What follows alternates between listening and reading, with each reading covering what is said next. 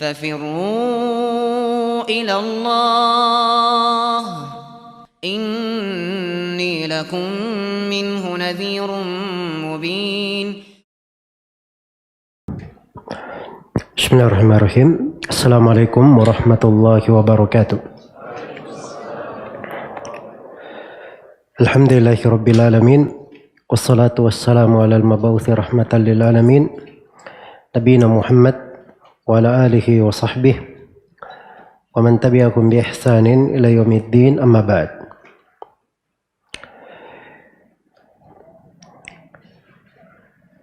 Kita masih melanjutkan pembahasan sirah Nabi Muhammad sallallahu alaihi wasallam dari Alfiyah Sirah Nabawiyah karya Al-Hafidh Al-Iraqi rahimahullahu ta'ala. Pada pertemuan ini kita akan melanjutkan pembahasan tentang mukjizat Rasulullah sallallahu alaihi wasallam. Telah berlalu bersama kita 24 penyebutan mukjizat Rasulullah sallallahu alaihi wasallam hingga ke akhir bait yang ke-470. Di bait yang ke-471 diterangkan oleh Al-Hafidh Al-Iraqi rahimahullahu ta'ala, wa qala ikhbaran anis syaima'i qad rufi'at bi baglatin syahba'i himaruha aswadu hatta ukhidat ahda Abi Bakrin kama wusifat. Ini dari tanda kenabian yang ke-25. Nabi SAW pernah mengabarkan tentang seorang perempuan yang bernama Syaima. Dan Syaima yang dimaksud di sini, sebagaimana di dalam riwayat Abu Nuaim, adalah Syaima bintu Bukail al-Asdiyah. Ya.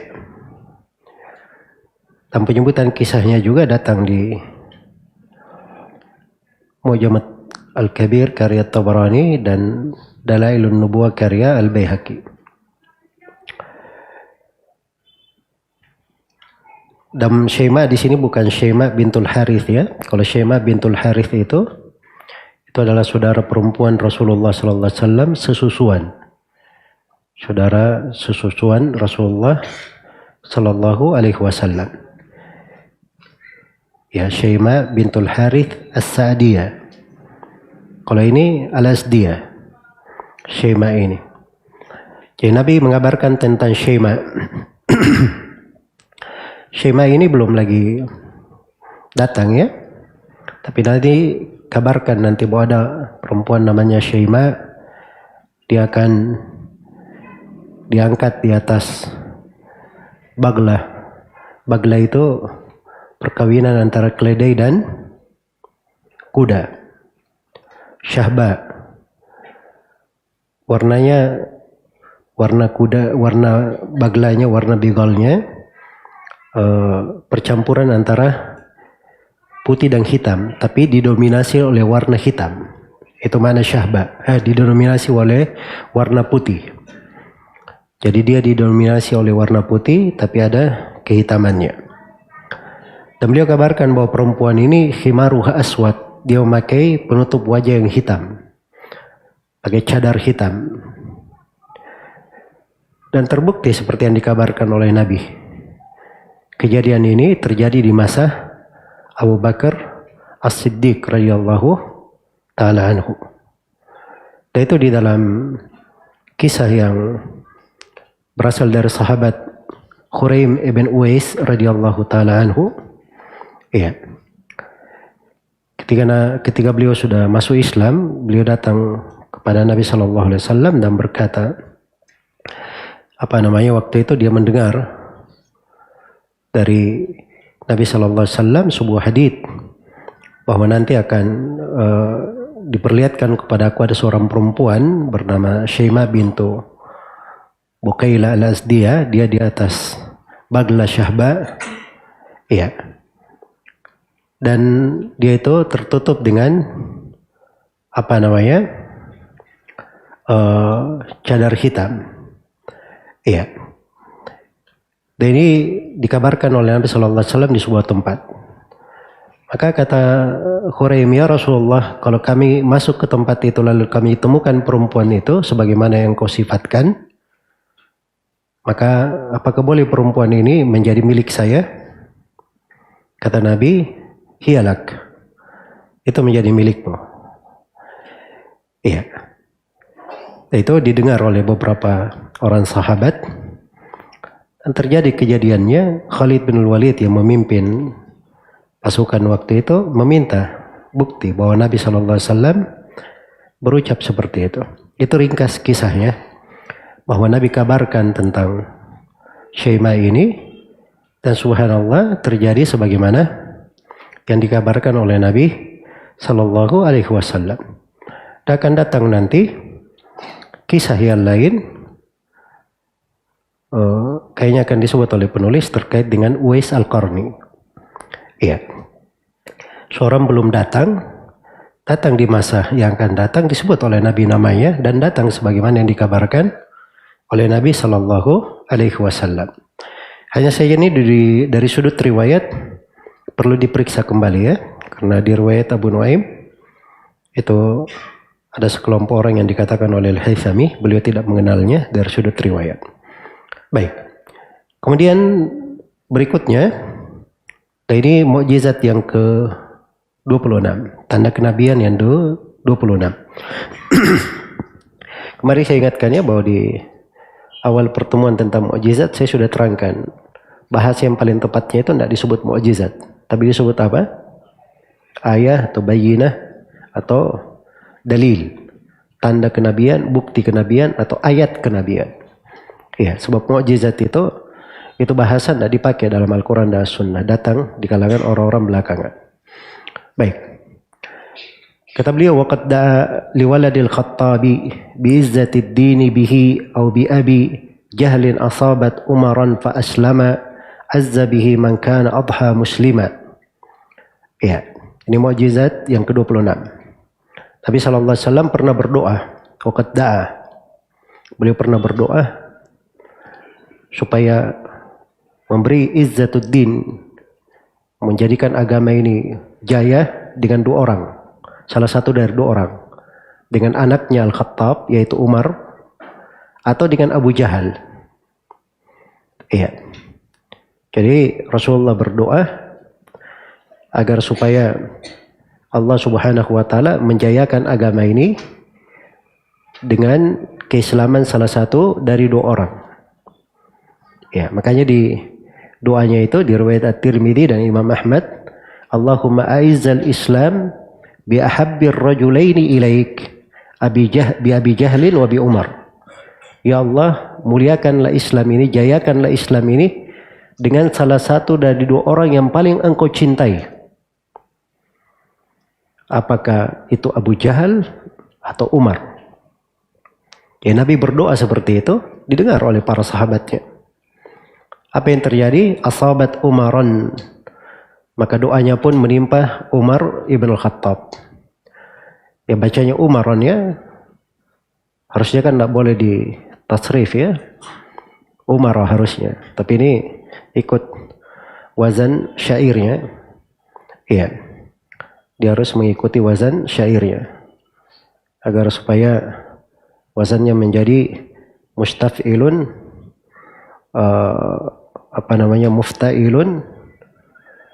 mufta'ilun, mafa'ilun.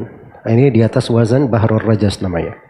Baik, maka Umar ibn al-Khattab pun yang terkena doa itu, yang mendapatkannya. Fa aslama, mimnya di situ lilitlaq, maksudnya Umar masuk Islam, bukan alifnya itu lilitlaq, bukan alif bermakna dua ya, tapi untuk menyeimbangkan qafiyahnya. Maka Umar masuk Islam. Azza bihi man kana adha muslima, Maka dengannya lah setelah Umar masuk Islam, Allah menjayakan agama ini. Ya Rasulullah sallallahu alaihi wasallam kabulkan doa Nabi ya. Dan ini terdapat keutamaan Umar bin Khattab radhiyallahu taala anhu. Karena Nabi sallallahu alaihi wasallam berdoa minta dipilihkan salah satu dari dua orang untuk menjayakan Islam. Dan Allah memilih siapa? Umar bin Khattab radhiyallahu anhu. Dan ini dari keutamaan beliau radhiyallahu anhu. Kemudian tanda kenabian yang ke-27 kata beliau wali aliyin bidhihabil harri wal bardi lam yakun bidaini yadri. Ini terkait dengan Ali bin Abi Thalib. Iya. Nabi sallallahu alaihi wasallam pernah mendoakan untuk Ali. Didoakan apa? Supaya beliau tidak merasakan cuaca panas dan tidak merasakan cuaca dingin. Iya. Sehingga Ali pun tidak pernah kenal apa itu panas, apa itu dingin. Jelas ya? Baik, dan ini dalam sebuah hadits yang diriwayatkan oleh Al-Baihaqi.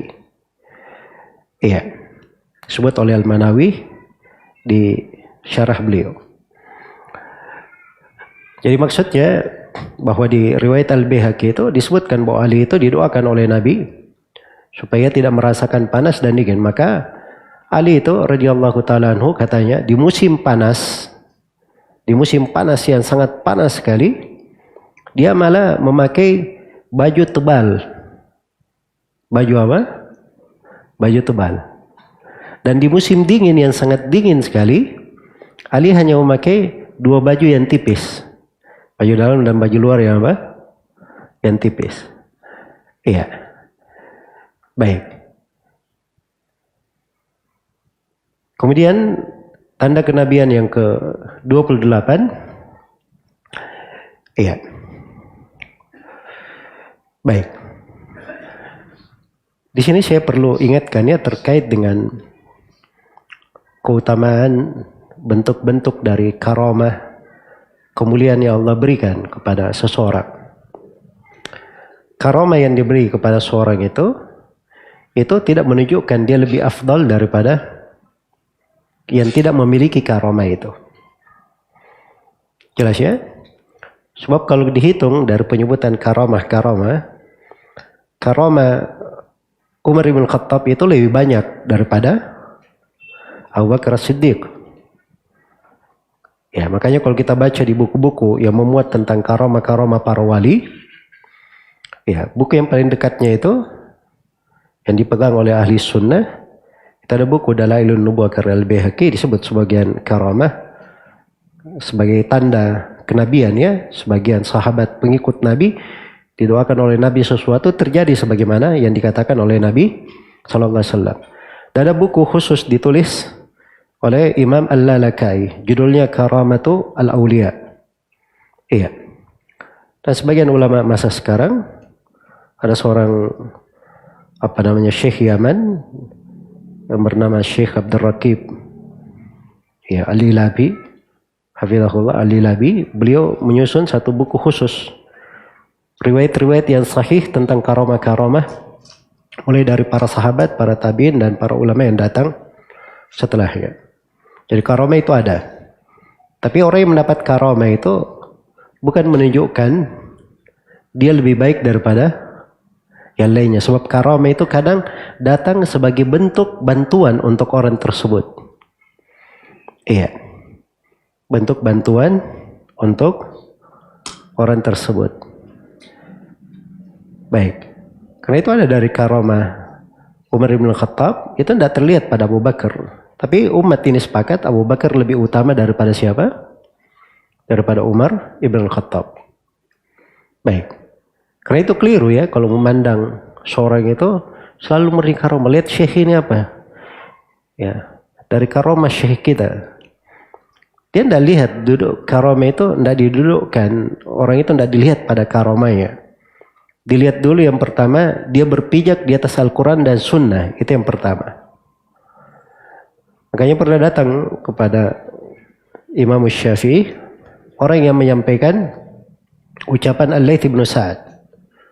Al-Laits bin Sa'ad ini guru Imam Syafi'i, Imam negeri Mesir.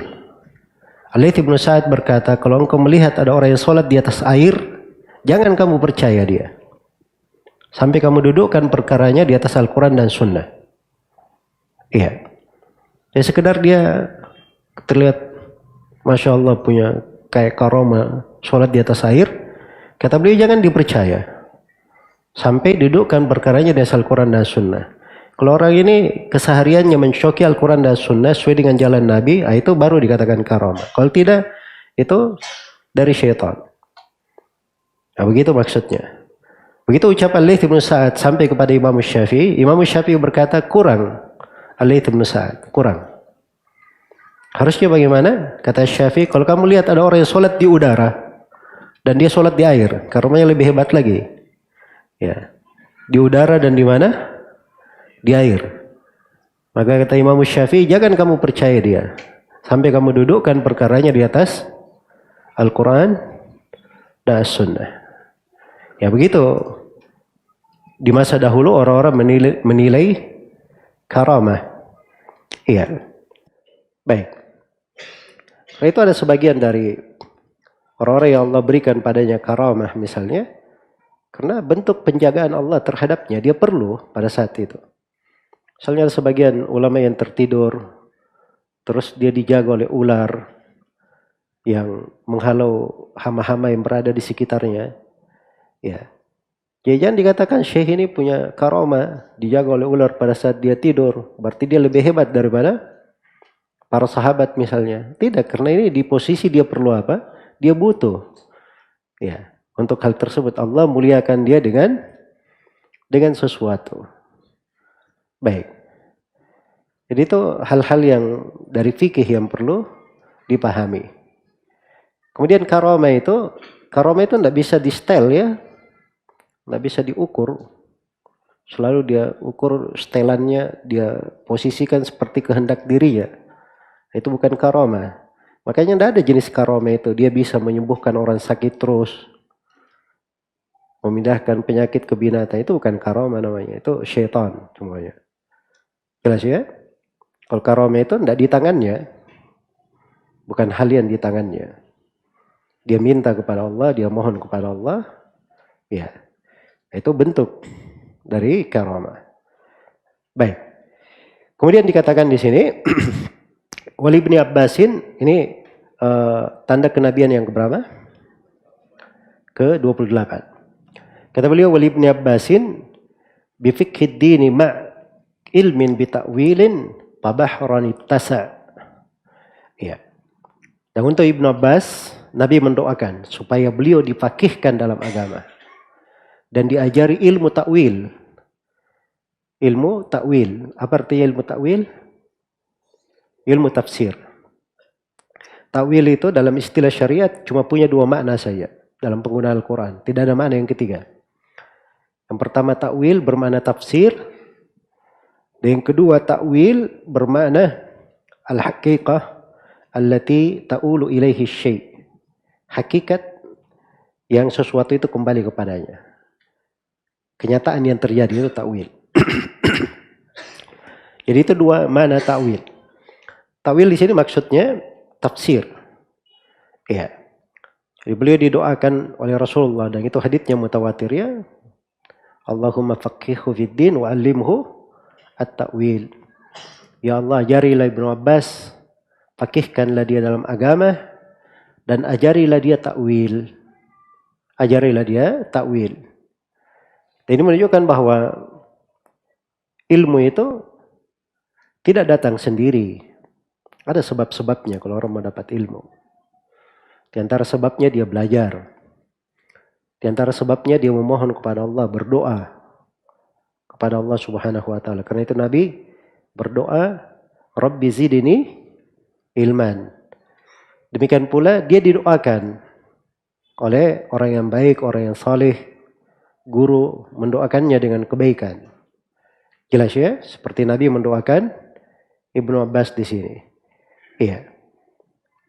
Dan kadang seorang itu datang kepada guru, dia tidak usah datang mengharap didoakan. Itu ada pembahasannya di pembahasan tauhid. Walaupun boleh kita minta didoakan, tapi dari kesempurnaan tauhid itu dia berdoa sendiri. Tapi dia beradab dengan etika ilmu. Supaya guru itu lembut hatinya dan mendoakannya. Begitu maksudnya. Iya. Makanya Ibnu Mas'ud radhiyallahu taala anhu itu sudah berlalu ya kisahnya ketika dilalui oleh Nabi dan Abu Bakar. Ya, Ibnu Mas'ud sedang mengembala kambing. Ya, kemudian dilayani dan Nabi mengatakan, innaka gulayyimun mu'allam. Kamu adalah seorang anak muda yang terpelajar. Ya, dan Nabi doakan kebaikan untuk Ibnu Mas'ud. Menjadilah beliau seorang sahabat yang banyak ilmunya. Ya, demikian pula Ibnu Abbas didoakan karena terlihat dari keseriusannya, semangatnya. Anas bin Malik didoakan. Kenapa? Karena terlihat dia berkhidmat melayani Rasulullah SAW. Nah, seperti itu. Walaupun dia tidak meminta dari awalnya untuk didoakan, tapi dari perbuatannya membuat Rasulullah SAW mendoakannya. Baik. Maka Ibnu Abbas didoakan supaya faqih dalam agama dan punya ilmu dalam tafsir. Ya, dan ini juga menunjukkan bahwa ilmu tafsir itu ada ilmunya dipelajari. Ya. Seorang belajar bicara tentang tafsir Al-Quran itu bukan seenaknya saja, bukan dari akalnya. Sembarang dia tafsirkan. Tapi itu ada ilmunya. Ada ilmunya. Baik. Maka fabahran ittasa, Ibnu Abbas pun menjadi lautan yang sangat luas sekali. Jadi lautan yang sangat luas. Di dalam ilmu dan di dalam tafsir. Radhiyallahu ta'ala anhu. Baik. Kemudian tanda kenabian yang lainnya. Wa thabitin bi aishihi sa'idan hayatahu wa mautihi syahida. Fakana dha.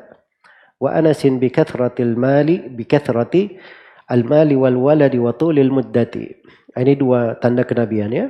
Ini yang ke-29 dan yang ke-30. Yang ke-29 tentang Thabit. Nama lengkapnya Thabit bin Qais bin Syammas radhiyallahu anhu. Beliau ini digelari sebagai khatibu Rasulullah sallallahu alaihi wasallam, juru bicara Nabi sallallahu alaihi wasallam. Iya. Jadi juru bicara Nabi. Ya, subhanallah ketika turun ayat tentang di awal surah Al-Hujurat itu, antah bapa amalukum antum la tash'urun, khawatir amalan kalian hancur dan kalian tidak menyadarinya. Maka Thabit bin Qais mengurung dirinya di rumah, menangis. Iya. Dia bilang saya yang dimaksud di dalam ayat ini. Karena saya yang paling sering mengangkat suaraku di depan Nabi. Sebab dia juru bicara Nabi. Juru bicara kan kerjanya apa? Juru bicara. Ya. Dia mewakili berbicara kan begitu. Menyampaikan pesan dari Nabi. Makanya saya yang dimaksud dalam ayat. Saya ini penduduk neraka. Maka dia menangis di rumahnya. Maka melihat Thabit tidak pernah kelihatan. Nabi mengutus orang ke rumahnya. Menanyakannya. Iya. Ketika ditanyakan. Disebutkan hal tersebut. Maka Nabi berkata. Beritahu kepada Thabit. Bukan dia yang dimaksud. Dan beritahu kepada dia bahwa dia adalah penduduk sorga. Dia adalah penduduk sorga. Beliau ini dari sahabat yang dijamin masuk sorga. Radhiyallahu ta'ala anhu. Dan Nabi doakan.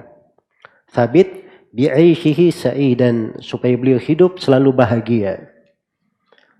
Beliau hidup selalu bahagia. Hayatahu sepanjang beliau hidup. Ya, selalu bahagia. Ya.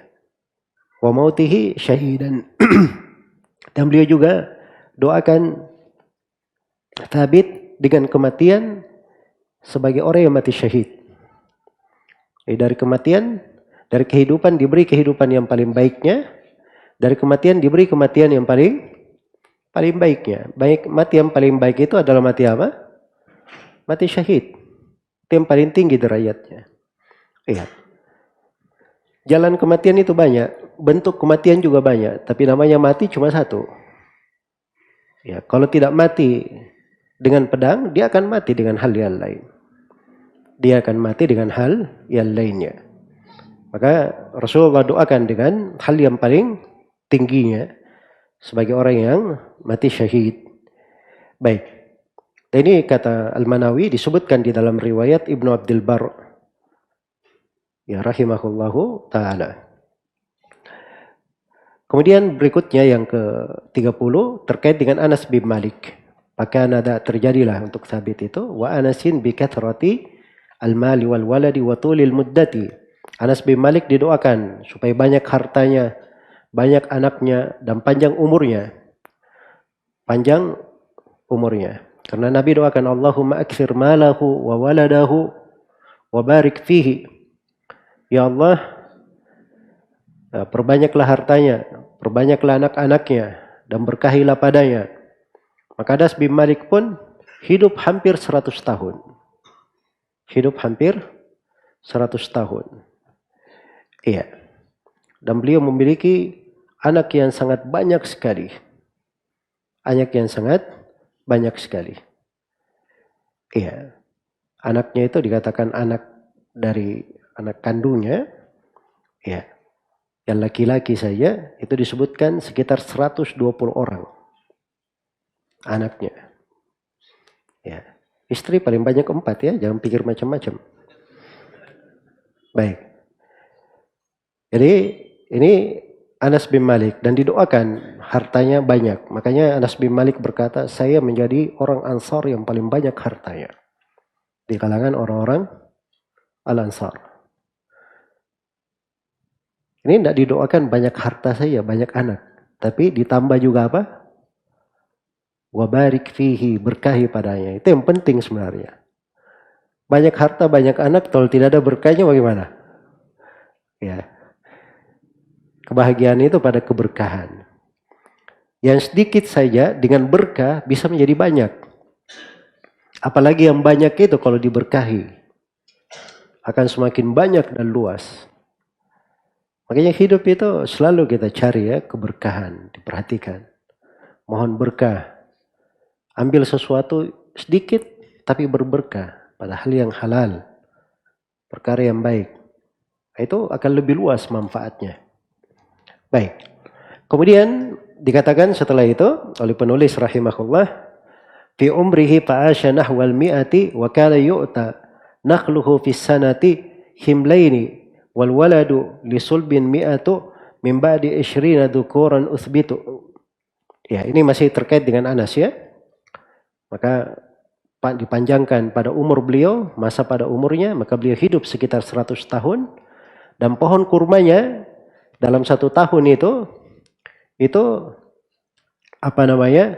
Pada setiap tahunnya itu jumlahnya himlaini. Ya. Berjumlah himlaini.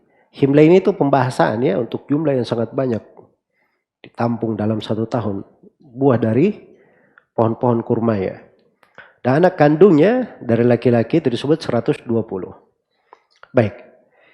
Ini Anas bin Malik radhiyallahu ta'ala anhu. Kemudian setelah itu disebutkan tanda kenabian yang ke-31. Iya.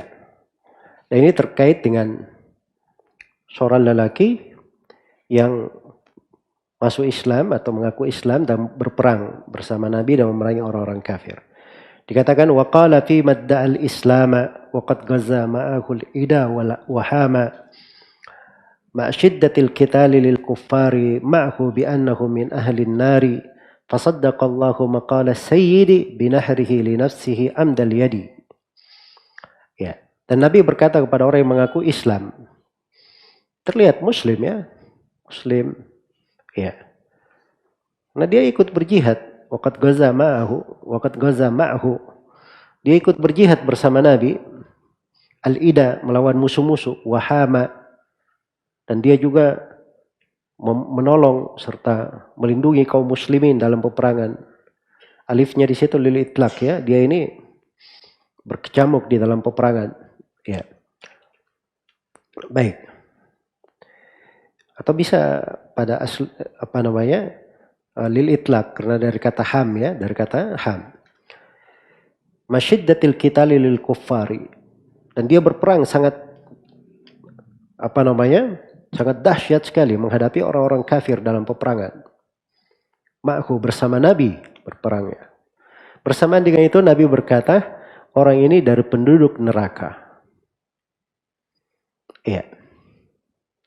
Maka Allah membenarkan ucapan nabinya, maqala sayyidi, as-sayyid di situ maksudnya Nabi Muhammad sallallahu alaihi wasallam. Ini syair ya, walaupun bahasa as-sayyid kalau diitlaq itu hanya dibolehkan untuk digunakan untuk Allah Subhanahu wa taala. Kalau untuk nabi kita Nabi Muhammad itu disandarkan, misalnya Sayyiduna Muhammad, ya itu lebih afdalnya dari sudut penggunaan. Baik, tapi yang dimaksud di sini adalah Nabi Muhammad. Jadi ucapan Nabi ini dibenarkan oleh Allah.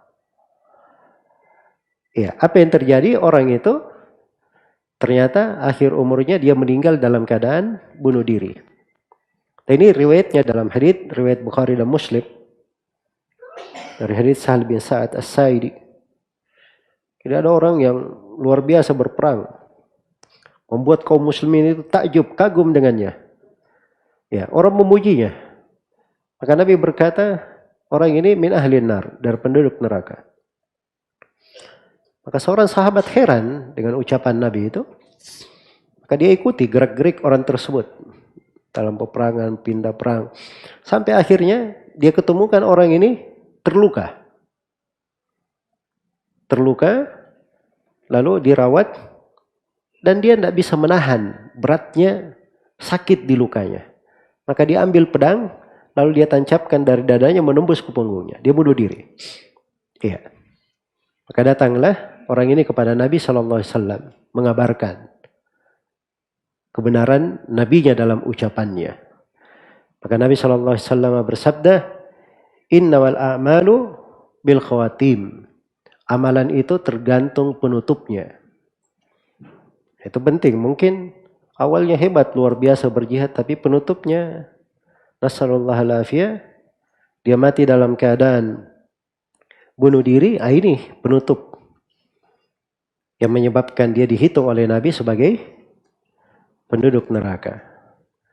Karena itulah orang yang ingin memiliki husnul khatimah, dia harus ada amalan yang tidak pernah dia tinggalkan. Setiap hari itu dia kerjakan, khususnya kewajiban-kewajiban. Jangan pernah berpikir libur sholat 5 waktu. Jelas ya?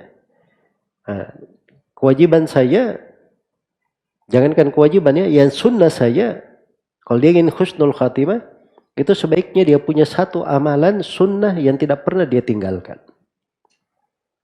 Yang tidak pernah dia tinggalkan. Jadi kaidah hidupnya, itu prioritas dalam hidupnya.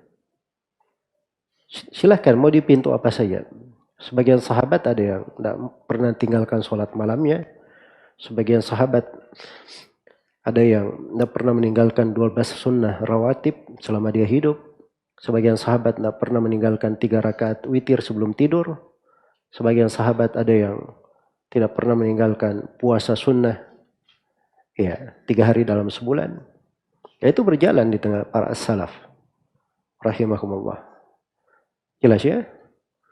Nah, subhanallah, dari kebaikan guru kami Syekh Abdullah bin Abdul Aziz ibn Akil rahimahullah, beliau itu tiap bulan ke Mekah umrah di tanggal 13, 14, 15. Iya. Puasa Ayyamul Bid, dan beliau mengajar. Ya. Nah, itu berjalan sampai beliau meninggal rahimahullah. Padahal umurnya sudah mendekati 100 tahun. Umurnya sudah mendekati 100 tahun.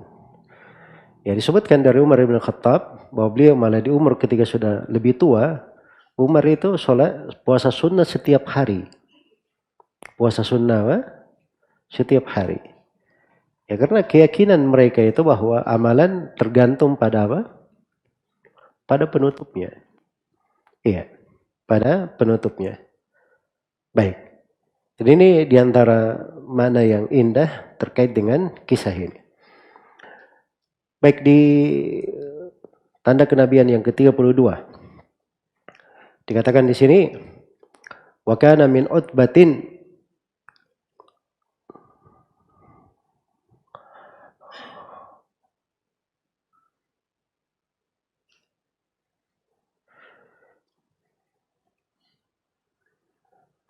Ya, baik.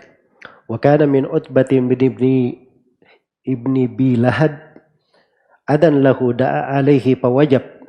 Ini agak repot dibaca sedikit ya. Wa kana min Utbati bin ibni Lahab. Jadi asalnya min Utbati ibni Abi Lahab. A-nya tidak dibaca di situ karena mengikuti wazan syairnya. Utbatin harusnya Utbati ibni Utbata harusnya, tapi jadi Utbatin, kemudian dikasih nun di situ disambung. Utbatin ibni, ya, ibni Bilahab. Wa kana min Utbati ibni Bilahab adan lahu da'a alaihi pawajab. Yusallitullahu alaihi kalban qatalahul asadu qatlan sa'ba. Ya. Baik. Ini terkait dengan kejadian antara beliau sallallahu alaihi wasallam dengan Utaibah bin Abi Lahab. Ya, namanya itu begitu, Utaibah bin Abi Lahab.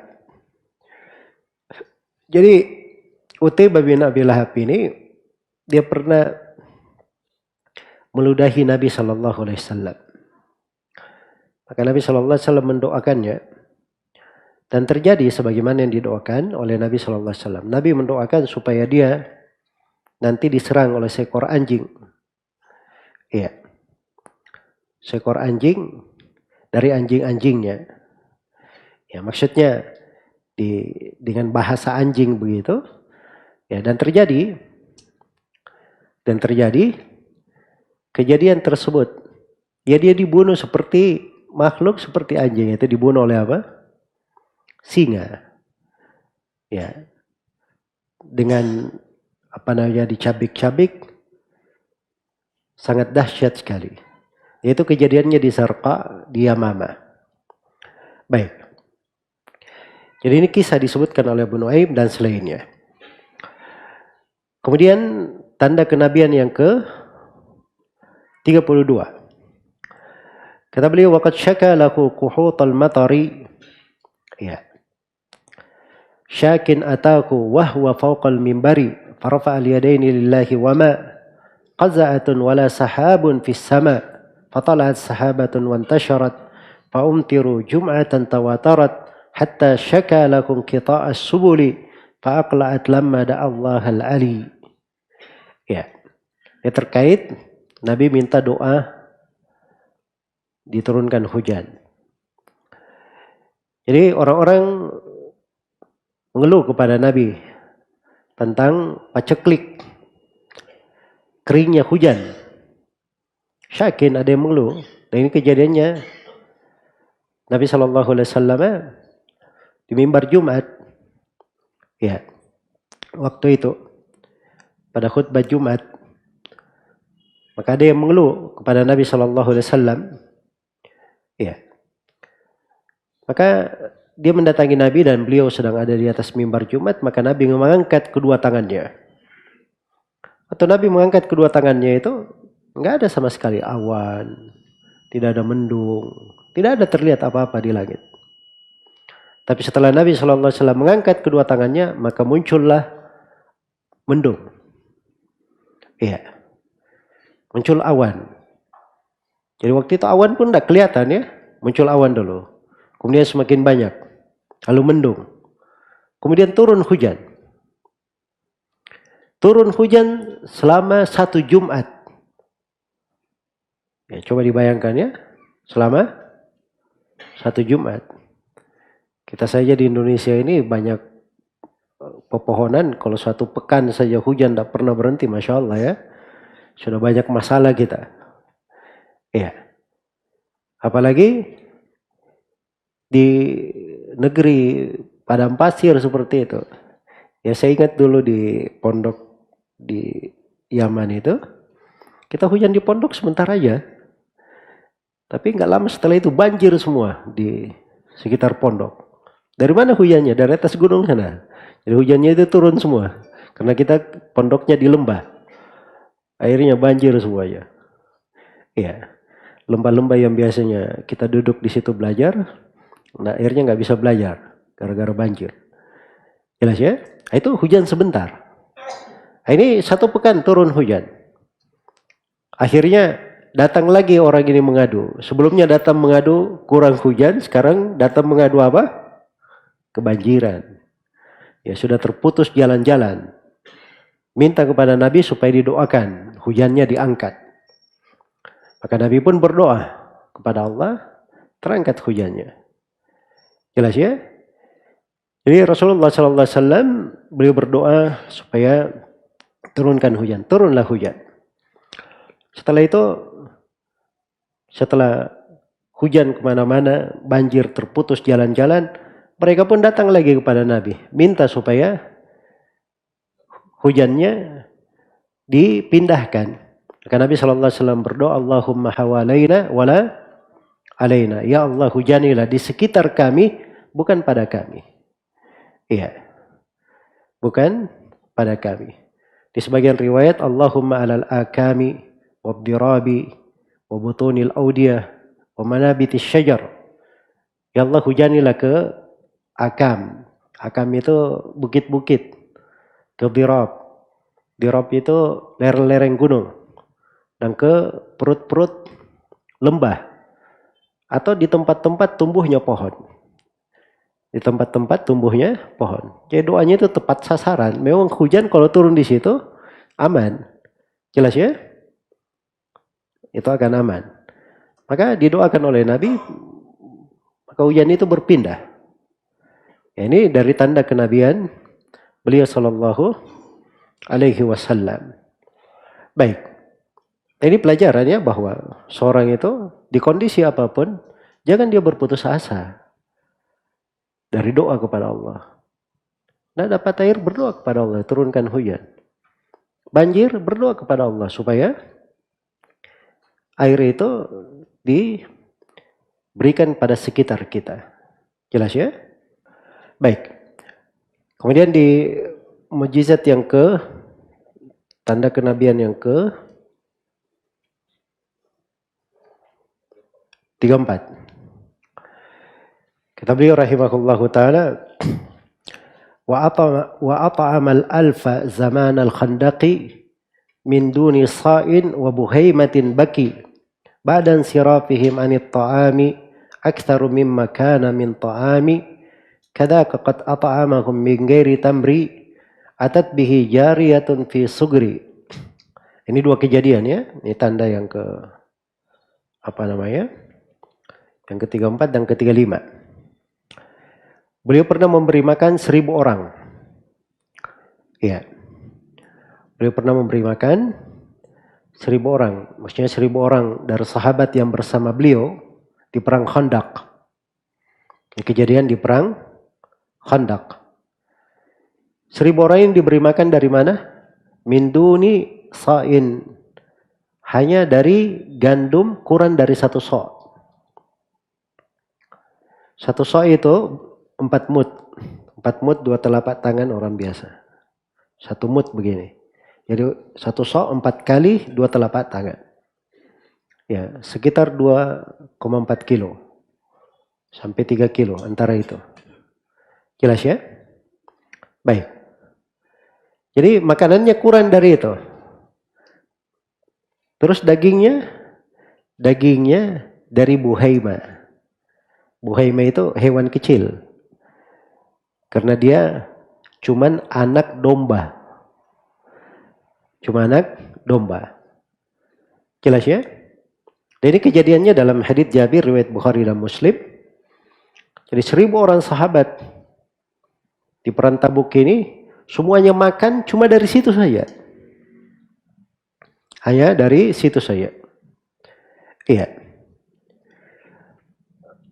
Terus apa yang terjadi setelah itu? Baqiya ba'da sirafihim anit ta'ami aktsaru mimma kana min ta'ami. Setelah semuanya makan 1000 orang, ya, ternyata makanan yang dimakan tadi masih tersisa. Bahkan sisanya lebih banyak daripada awalnya. Jelas ya?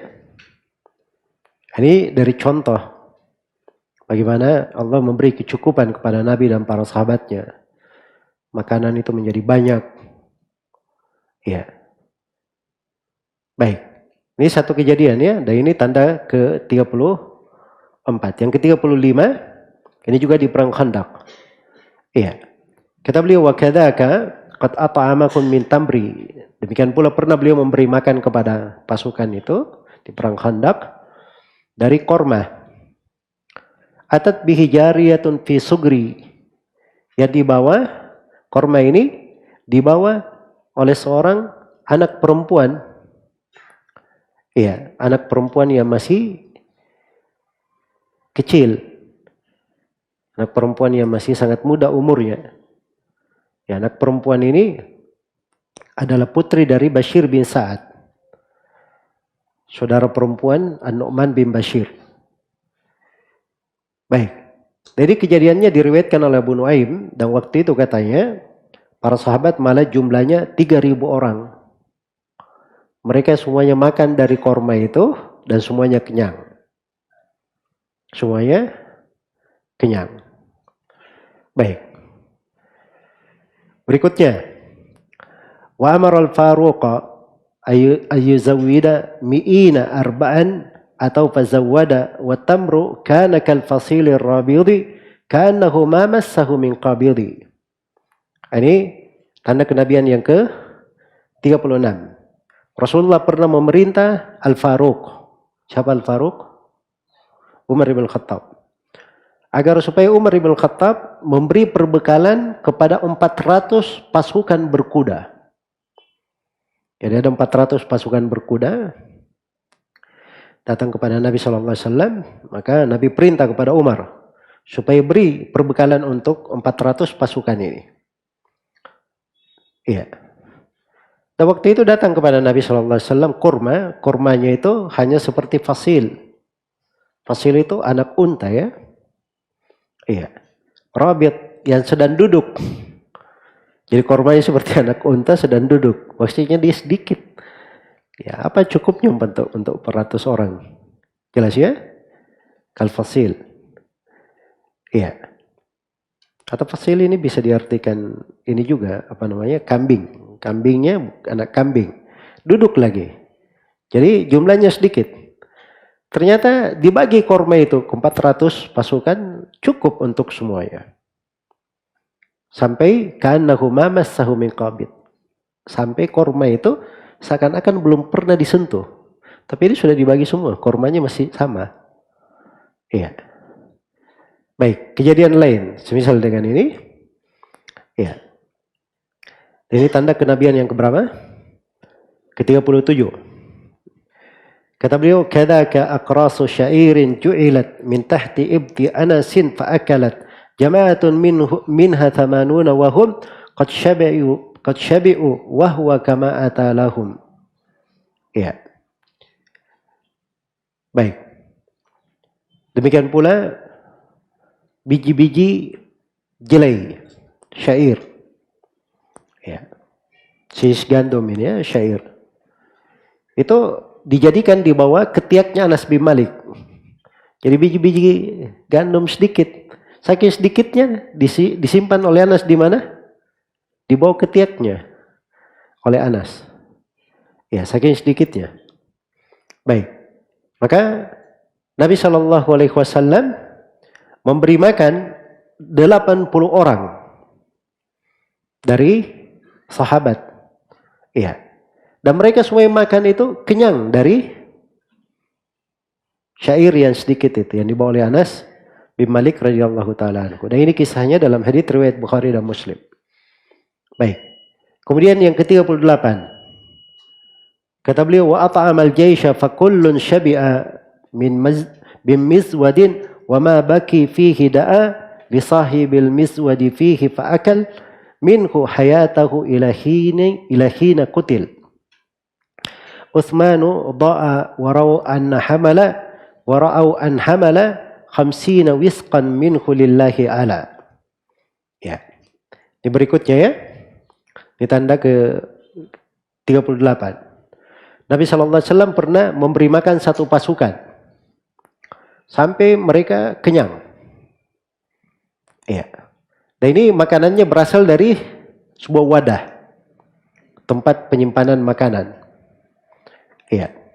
Maka wadah ini tersisa masih makanan di situ. Maka Nabi doakan wadah ini untuk pemiliknya supaya Allah berkahi wadah ini untuk pemiliknya. Ya, dan ternyata wadah itu milik siapa? Abu Hurairah radhiyallahu taala anhu.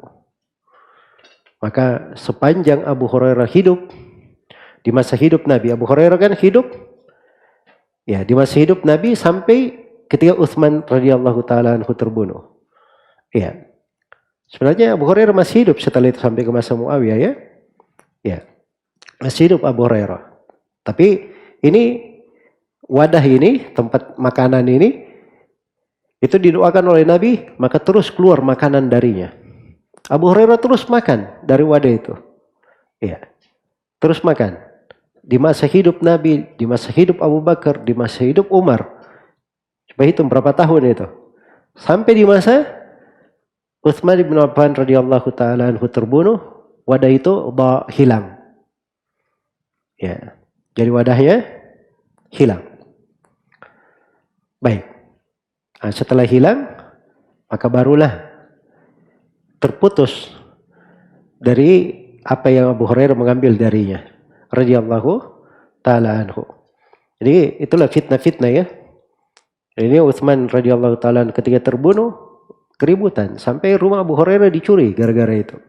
Di kejadian itu. Iya, nasallallahu alafiyah. Kemudian yang terakhir di sini tanda yang ke-39 terakhir untuk kita jeda salat dulu. Tanda yang ke-39 dikatakan di sini warau an hamala khamsina wisqan minhu lillahi ala. Ya, mereka meriwayatkan, maksudnya para ulama meriwayatkan bahwa Abu Hurairah itu pernah membawa dari wadah tersebut 50 wisqan, 50 wasak ini ya. 50 wasak. Ya, satu wasak itu isinya 300 sok. Satu wasak. Isinya berapa? 300 sok. Jadi dari wadah itu pernah di sebuah riwayat Abu Hurairah memenuhi tempat yang berisi 300 sok, itu jumlahnya sebanyak 50 wasak. Jadi keluarkan dari wadah tersebut. Nah, itu di dalam sebuah peperangan jihad fisabilillah yang disebut oleh penulis di sini. Itu haditsnya diriwayatkan oleh Imam Al-Baihaqi sebagaimana dalam keterangan Al-Manawi rahimahullahu taala. Ya, banyak dari riwayat-riwayat di sini memang saya tidak terlalu memperjelas ya tentang keabsahan riwayatnya dari sudut periwayatan karena makna-maknanya itu makna umum yang bisa diterima, masuk di dalam kaidah-kaidah syariat di pembahasan-pembahasan yang seperti ini. Dan sejumlah hadits telah tegas dan syah dari Nabi Shallallahu Alaihi Wasallam terkait dengan hal ini. Maka kalau ada kelemahan pada riwayat-riwayat lain, itu masuk di dalam riwayat yang sahih. Mukjizat atau tanda kenabian yang ke-40. Kata beliau, wa fi bina'ihi bi Zainab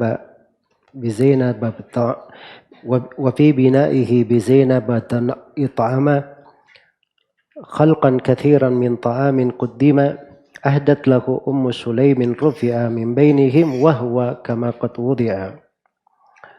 Iya.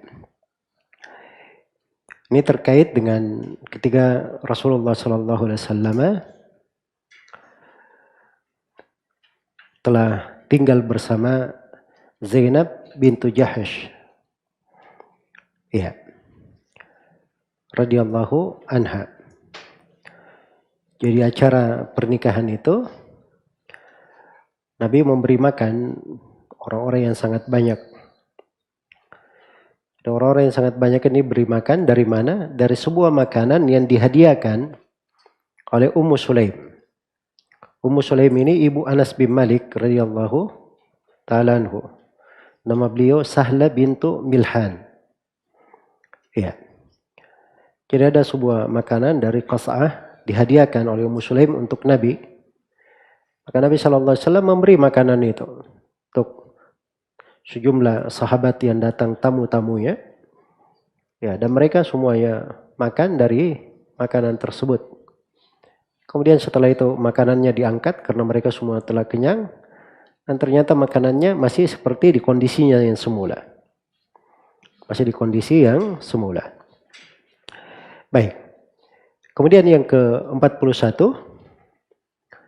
dikatakan di sini, wal jaishu fi yawmi Hunainin itrumu minhu biqatbatin turabin khuzimu wa anzalallahu fihi kitaba wa amtala'at a'yunuhum turaba. Iya. Ini kejadian di perang Hunain. Ketika Rasulullah SAW melempar orang-orang kafir dengan segenggam tanah. Ya, dengan segenggam tanah. Kemudian Nabi berkata, syahatil wujuh. Hinalah wajah-wajah itu. Maka orang-orang kafir pun dipenuhi mata-mata mereka dengan tanah. Akhirnya mereka terkalahkan dari awal hingga akhirnya. Iya. Itu kisah yang dimaksud. Ini kisah Allah turunkan sebuah ayat, maksudnya sebuah kitab Al-Quran dibaca, ya, terkait dengan hal tersebut. Yaitu ayat di surah Al-Anfal. Wa ma ramaita id ramaita walakinnallaha rama. Ya, tidaklah engkau melempar saat engkau melempar, tapi Allah yang melemparkannya kepada mereka. Baik. Jadi ini semuanya dari tanda kenabian beliau sallallahu alaihi wasallam dikuatkan oleh Allah Subhanahu wa taala. Kemudian yang terakhir, dan ini yang ke-42, kata beliau, kadat turabu fi ru'usil qaumi qad wada'ahu wa lam yarahu minhum ahad. Ya, demikian pula tanah beliau letakkan di atas kepala-kepala para pentolan Quraisy. Ya. Dan tidak seorang pun di antara mereka yang melihatnya. Baik. Jadi tatkala pentolan Quraisy ini berkumpul di rumah Nadwa, mereka berkumpul untuk membunuh Nabi sallallahu alaihi wasallam. Iya. Maka mereka menunggu datangnya Nabi sallallahu alaihi wasallam keluar dari pintu beliau. Ya, mereka sudah menyiapkan pedang-pedangnya. Sudah menyiapkan pedang-pedangnya. Maka Nabi SAW keluar, kemudian meletakkan tanah di atas kepala setiap dari mereka. Dan tidak seorang pun yang melihat Nabi SAW. Jelas ya? Baik. Ini kejadian disebutkan oleh penulis rahimahullahu taala di sini sebagai tanda kenabian yang terakhir. Ya, semuanya ada 42. Ini bukan pembatasan ya, ini dari ringkasan yang dicatat oleh Al-Iraqi rahimahullahu taala. Sebagaimana yang telah saya sebutkan bahwa ada buku-buku khusus ditulis oleh para ulama di dalam hal ini. Iya. Kemudian di akhir bait syair beliau katakan, wa kam lahu mim mu'jizatin bayyinah tadhiqu anhal kutubul mudawwanah. Betapa banyak mukjizat-mukjizat jelas bagi Nabi sallallahu alaihi wasallam. Sempit buku-buku untuk menulisnya. Maksudnya buku-buku yang menulis tentang hal tersebut sangat banyak sekali. Iya, sangat banyak sekali. Baik. Selesai dari pembahasan mukjizat-mukjizat Rasulullah sallallahu alaihi wasallam, dan dengan ini kita cukupkan untuk tema kajian pada malam hari ini.